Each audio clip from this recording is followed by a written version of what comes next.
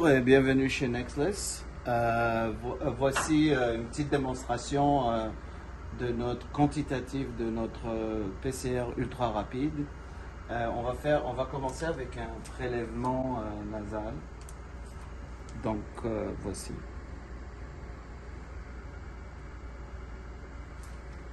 Après ça, on va juste faire une préparation de l'échantillon. On va rajouter juste de l'eau distillée.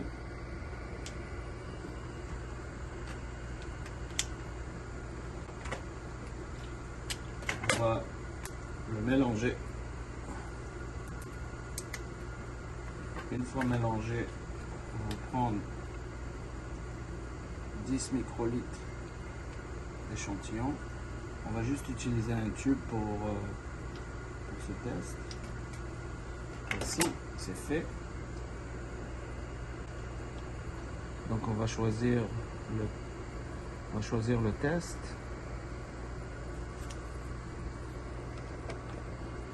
On va scanner l'identification du test et ensuite on va faire run. Et le test va démarrer. De la même manière, on peut utiliser notre PCR un canal et faire exactement la même chose.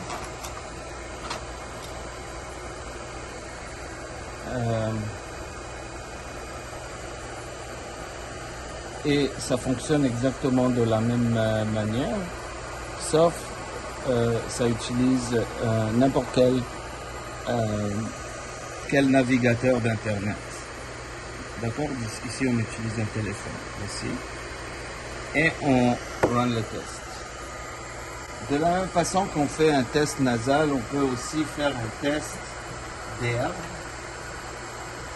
On met une cartouche qui va aspirer l'air autour. On l'active pendant 30 minutes. Une fois que c'est fait, on prend le filtre et on le met sur ce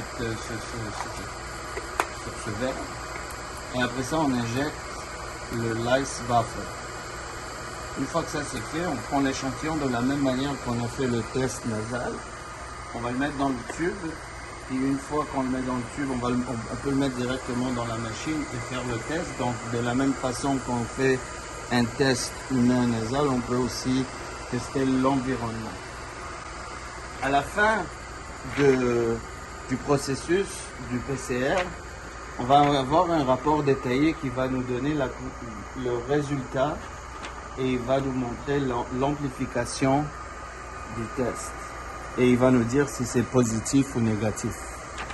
En fait, à la fin du test, on va arrêter parce qu'on ne va pas attendre 10 à 15 minutes pour avoir un résultat.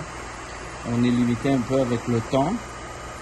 Et par la suite, on va aller faire un test de validation.